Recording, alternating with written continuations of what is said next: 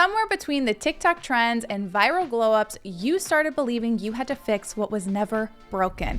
Everywhere you scroll, you're being bombarded with this silent expectation. Snatch, symmetrical face, microscopic nose, flawless forehead, and don't forget the perfect hair to match whatever perfect face shape is trending this week. No wonder you second guess your looks and end up following trends and hairstyles that don't even flatter your real features. As a hairstylist of 18 years, I'm going to show you how understanding your face shape and features can help you style your hair in a way that celebrates your unique beauty, not by squeezing yourself into a tiny, unrealistic box. By the end of this video, you'll know how to stop chasing exhausting trends and finally start loving what's already yours. Let's go. From Cleopatra's iconic eyeliner to the powdered wigs of the 1700s, the world's idea of perfect beauty has always been a revolving door. Back in the Renaissance, full, rounded faces and soft bodies were the dream. Women were celebrated for their very traditional feminine traits like fuller figures, gentle jawlines, and a natural, unaltered beauty. Compare that to the 1920s, and the beauty ideal completely flipped. Soft curves and full figures were out, and a more slim, thin, boyish figure became the new it look. Think flat chest, sharp bobs, and a bold, rebellious attitude.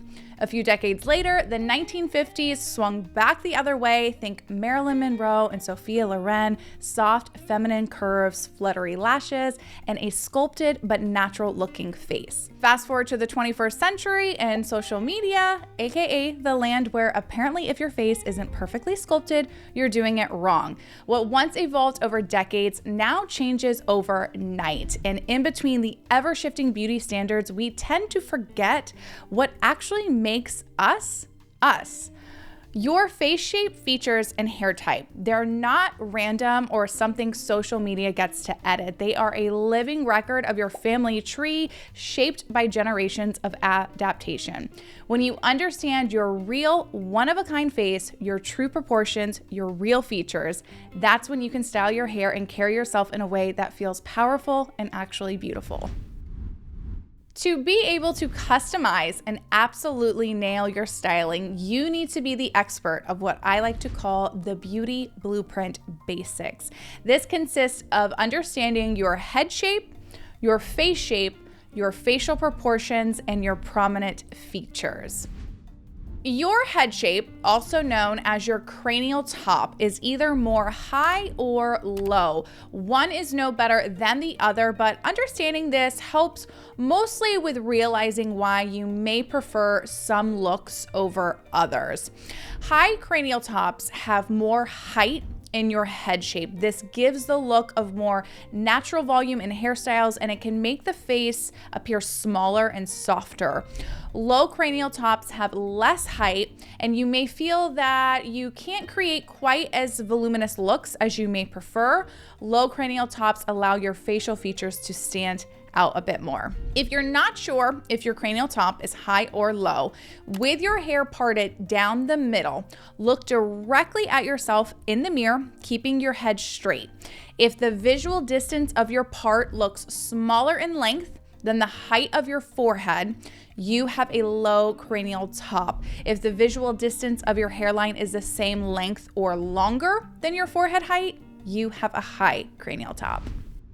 Now, you've probably heard the terms like oval, round, square, heart, and diamond, right? These are known as face shapes, and they're super helpful for choosing haircuts and part lines that flatter your natural shape. These here are the most common face shapes, and oftentimes you will find that you have aspects of multiple shapes throughout your face. It's not just a one shape fits all. And while it is helpful to know your face shape, I think that it's actually your facial proportions and prominent features that I believe to be more important. So your face is broken up into three parts. You have your upper thirds, middle thirds, and lower thirds. This determines the amount of length you have through your face in each section. Your upper third goes from your hairline to right in between your brows. Your middle third is from between your brows to the tip of your nose, and your lower third is your nose to the bottom of your chin. Understanding this, along with what your prominent facial features are, helps you determine the best way to style and part your hair. We're gonna use my own face as an example for partings and style options and sort of dissect my face of what styles can work, and be sure to add to the discussion in the comments on what you think works best for me. I always love hearing from you guys what you bring to each video, so make sure you share your thoughts below. So majority of my facial length comes from my lower and middle third, with my lower third having the most length in all of my face, and my upper third, my forehead, being my shortest point. I also have a slight widow's peak, and I would say that my chin is a prominent feature in my face and shape, which makes sense as I have the most length here. So let's compare middle or side parts first, and then we'll go into styling next. If I choose to wear a middle part, because of my widow's peak, it automatically parts my hair at the shortest point of my forehead, which brings the eye to this area, enhancing the shortness. And because of this, I find that it also makes my middle and lower face maybe look a little larger than they actually are. It's not like my face looks huge by any means, but maybe this area looks a little more full. When I opt to part my hair on my right side, it opens up my face a bit more. It increases the height of my forehead as it's parted at its highest point over the shortest. And a side part, I think, allows for more balance through each third as opposed to the middle part.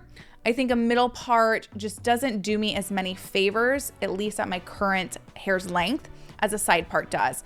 I have a lower cranial top than I do high, so a middle part makes my hair look maybe a little bit more flat, where a side part gives me the illusion of a little bit more volume on the top. In my opinion, if you're someone who likes volume and you have a low cranial top, you probably prefer a side part over middle because of that slight volume a side part creates. You probably feel that a middle part makes your hair and head look flat, which this isn't to say that you can't still create volume in your hair with a middle part though, and a low cranial top. In a previous video, I break down cranial tops a bit more and a hot tool you can use to help get more volume in your hair.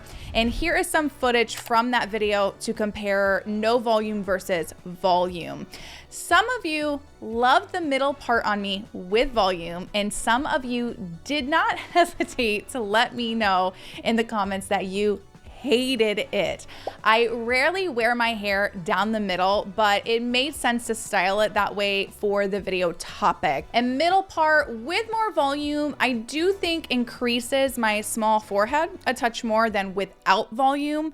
I do want to say though, for as many comments as I got stating that my hair looks terrible with the volume, I love it. I just do. I like volume. I feel better when my hair has volume over being flat. So I want to take the time to say, if you like wearing your hair in a way that others don't see as flattering, but you see as perfection, rock it and wear it like you want to, unless you're looking for change, which is what these videos are meant to do, inspire you to try something new.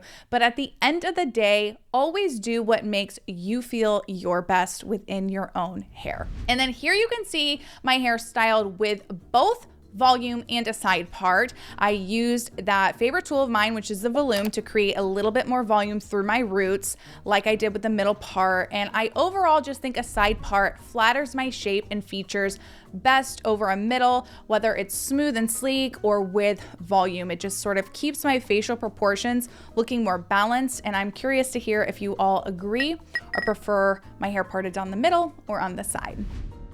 Understanding your prominent features also plays a role in where you may prefer to part and style your hair. Noses, foreheads, eyes, and cheekbones are often standout features in that gorgeous face of yours that you want to showcase and show off.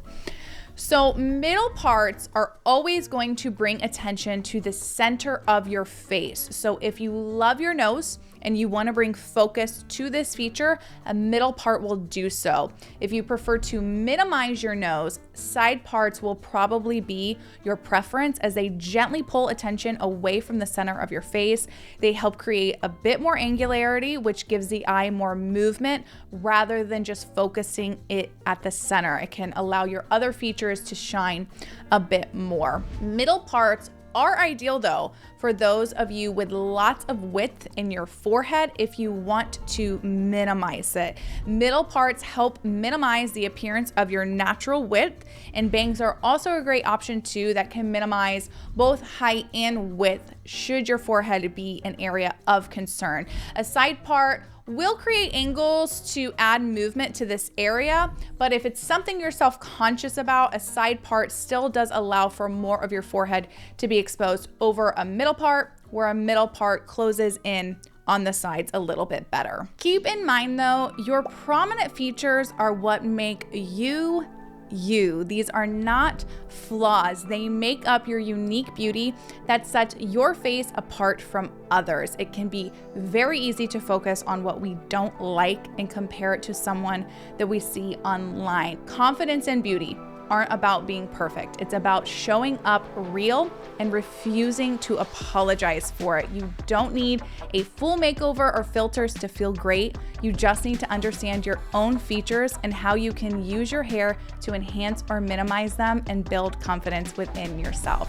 I hope you enjoyed this week's video. If you did, drop a heart emoji in the comments below. And if you want to see more on what haircuts and styling products work best for your hair type to give you that perfect hair, check out this video right here. Thanks for watching, and I'll see you on the next one. Bye.